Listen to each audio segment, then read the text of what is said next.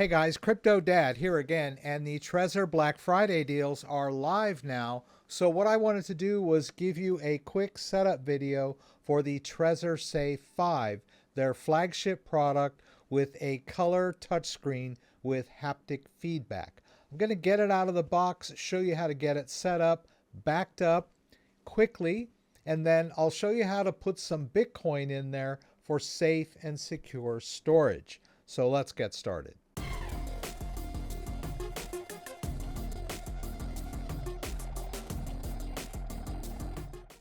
Here's the device. You get a little get started pack here with some instructions. And the website here is trezor.io/start. That'll take you right to the start page.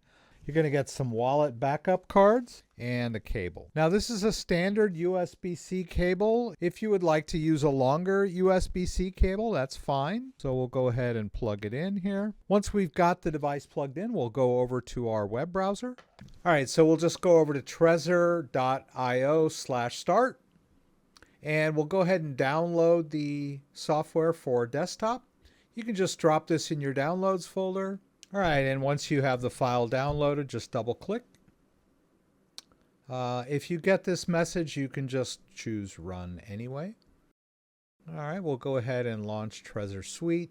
All right, and we're going to go ahead and set that Trezor up. There is a firmware update. It's highly recommended that you run all of the available updates. Please, I beg you, don't be worried about updates. They're there for your protection. All right, so we need to confirm this on the device. The device wants us to swipe up and then tap to confirm. All right, this is the cryptographic verification check. This is a cryptographic verification that lets us know the device is genuine and has not been tampered with. We'll go ahead and hit continue here. I'll skip these tutorials. All right, and we're going to create a new wallet. Now there's several choices here. Single share or multi-share. You even can use the older 12 or 24 word backups. I'm going to use a single share, and I would recommend using their 20 word backup. So we'll hit create wallet, and then we'll go back over to the device. We'll go ahead and swipe up on our device, hold to confirm. You'll feel that vibration as you're holding to confirm. The wallet has successfully been created. We'll hit swipe up. And now it wants us to run the backup. Let's go back over to Trezor Suite. We'll just hit continue to backup here. They're going to tell us a few things about the backup. I invite you to read these carefully, of course. We'll do create backup. And now we're going to go back over to the device. It's going to give us those 20 words directly on our device. We should write them down on our card. Okay, they explained to us about the 20 word backup. We'll hit swipe up, and it starts with the first word. Just write this word down and then swipe up to get to the next word, and you can swipe back down again if you need to go back to get to the words after that. Once you've written those words down, you'll hold to confirm. And then they're just going to have you run a quick check. You'll swipe up. They're going to give you 3 of the words to choose from. Look up here at the top. It once were 5 of 20. So just go over to your word list that you wrote down. Right? Just check your word list and verify the word that you have written down in slot number 5. Tap that word. All right. And then it's going to ask you for another one. In this case, they want 10 of 20. And then now they want 19 of 20. So just look down at word number 19 on your card. And after you've checked those 3 words, you're done. You can swipe up. Then it wants you to set the PIN. Now, before we continue, I'd like to give you a suggestion. If at all possible, I would highly recommend recording your backup phrase using a more durable medium than just paper. Paper is great. You can store it somewhere safe, but you should always use a durable medium like the Elipal seed phrase steel. The CryptoTag Loki is another good choice. CryptoTag Loki has a durable surface here that you can use to spell out your words. Of course, Trezor has their own solution, which is the Trezor Metal Keep, which is similar to the Loki. And I like the case that it comes in. Pretty unassuming. Basically, it has the ability to allow you to punch out the letters for your words. Also has some areas up here if you're using multi-share backups too.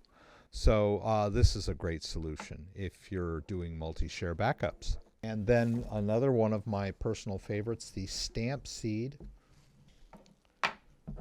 Comes with a metal stamp kit that has all of the letters of the alphabet and allows you to stamp out a seed phrase right on this durable metal, right?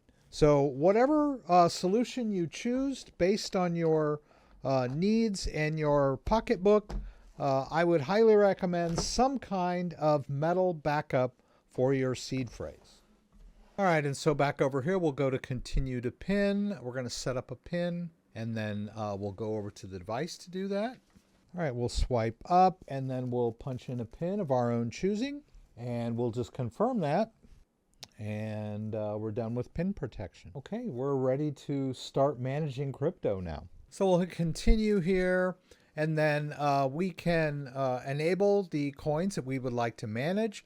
Notice Bitcoin, Ethereum, and Solana are already enabled here, but you can enable whatever you'd like. We'll hit complete setup, and then we can edit the name of our device if we want to. I'll just leave it at Trezor Safe 5, but you can get in here and change the name if you would like a more meaningful name for you. All right, and you can see that Trezor Suite has set up 3 separate crypto accounts based on the choices that I made for the coins that I would like to manage. If you decide down the road you want to add more coins, you can always go back up here and get back to that screen if you wish to add more tokens down the road. I'll start with Bitcoin. We want to put some Bitcoin in here. It's the star of the day. We'll hit receive BTC. It's going to show us a partial address. We want to verify that on our device. So we'll hit show full address. We'll go back over to the device. All right, it's going to show us the receiving address on our device. We'll verify that on our screen. Then when we're satisfied that this address matches the one we see on our computer screen, we'll hit swipe up and tap to continue. And once we do that, the address copy button will be enabled. Okay, and so we can copy that address into our clipboard. We can run over to Coinbase. You can see in my Coinbase account, I have some Bitcoin. So basically what I want to do is click right on the BTC here, and I'll get the send receive interface. Or if you want, you can start up here at the home page and just hit transfer and send crypto. We're sending crypto out of our Coinbase account. And so the available Bitcoin shows up here. I can choose max. And then on the 2, I'm going to click here, and then I'll tell it what network I'm using. I'm using the regular Bitcoin network, so I'm going to have to pay a blockchain fee. Coinbase usually calls this a withdrawal fee, but they're basically just passing along the blockchain fees to you. And then after I've chosen Bitcoin network, then I paste in the address of my wallet. It shows up down here. I click that, and now I've entered in everything I need to. Before you send out any Bitcoin, make sure it's a small test transaction first. Don't try to send $5,000 worth of Bitcoin on your first try. Make sure everything is working and you receive the Bitcoin. So $50 is okay for me. I'm going to go ahead and send it all. We'll hit preview send, and then I'll hit send now and put in my 2-factor. Okay, and we're done with that. We'll just wait in Trezor Suite. We can dismiss this. We can go back to the main part of the account. And you can see that the Bitcoin just hit the wallet. And you can see we have an incoming transaction down here. Notice that it still says pending. That just means it hasn't completely verified on the blockchain. Until then, it's unspendable, which means I cannot send it back out of the wallet. But as soon as you see it hit the wallet, rest assured that your crypto is safe and sound in your wallet. We'll just have to wait for it to become spendable if we want to send it back out again. So I'll go ahead and wait, and then I'll show you how to send crypto back out of the wallet. While we're waiting, you can also buy and sell from within Trezor Suite. When you do that, if you decide you want to buy some Bitcoin, they will give you some options. So here they're giving us simplex, but let's say maybe you wanted to buy $2,000. The higher the amount, the more different offers they might have for you. Most of the payment processors that they have featured in Trezor Suite are European based. I've tried this one before, and my bank doesn't much care for them. So that's why I prefer to use Coinbase, Kraken, or Gemini, a US based exchange. I know they're available in the US, but because they're European based, my bank sometimes will reject them when I try to use my ATM card to make these purchases. But this might just work for you. They're going to have their own fee structure too. You're not really buying this directly in your wallet, but I did want to make you aware of these options. Depending on where you're located, this might be a better option for you fee-wise, but always keep an eye on the fees they're charging. All right, so if we check back in with Trezor Suite, we can see if we go into the Bitcoin account that the transaction is fully confirmed. It says that it has been received and there's no longer any pending on there, which means that we have full access to this Bitcoin now. We can send it out if we want to. Now we can send it anywhere. We could send it back to Coinbase. We could send it to a friend if they have a Bitcoin wallet. We could send it to a relative. We could send it to one of our own other wallets. There's no restrictions. All we need is an address. All we need is a destination. So every crypto exchange is slightly different the way you do deposits.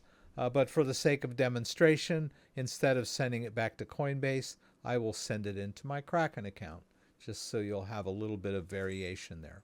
So if we go into my Kraken account and say we want to make a deposit, you can choose your crypto. In this case, Bitcoin is the default, right? I'll tell them that I'm sending it on the regular Bitcoin network, and they give me a Bitcoin address. Nothing could be easier. All I have to do is copy the address into my clipboard, and we'll go back into Trezor Suite. We'll go back over here to Trezor Suite, and then we'll go into the Bitcoin account, and then just go up here to send.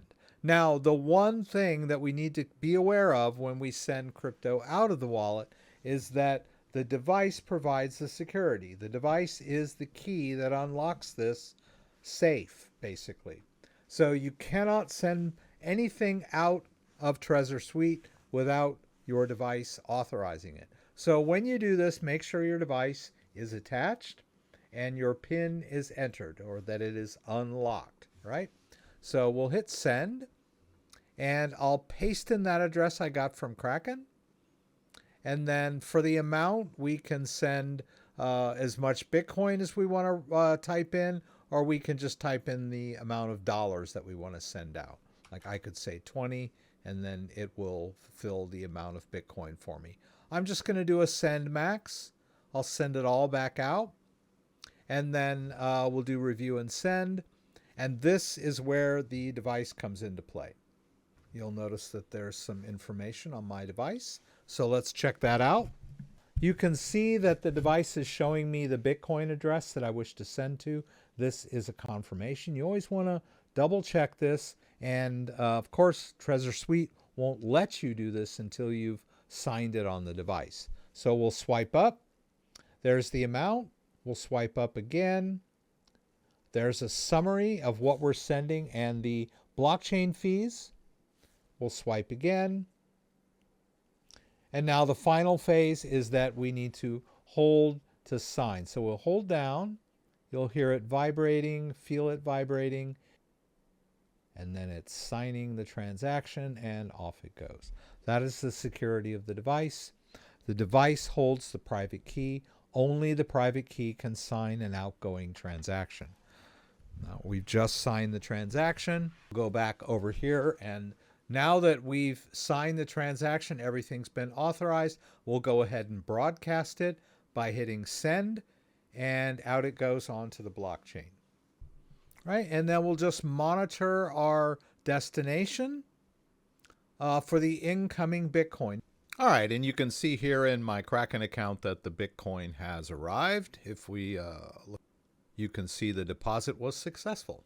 So we've managed to transfer Bitcoin into our wallet and then back out of our wallet. So I wanted to do this quick setup and demo video for you to show you how easy it is to use a cryptocurrency hardware wallet. I really love the Trezor Safe 5 because of the improved interface over previous models. It's got that color touchscreen with haptic feedback. I really like that. It also has some advanced features like a secure element chip. So check out the Black Friday deals. I've got a link down in the description that'll take you to the Trezor landing page for all their great Black Friday deals. If you have any questions about anything I did, please throw them up in the comments and I'll do my best to get them answered.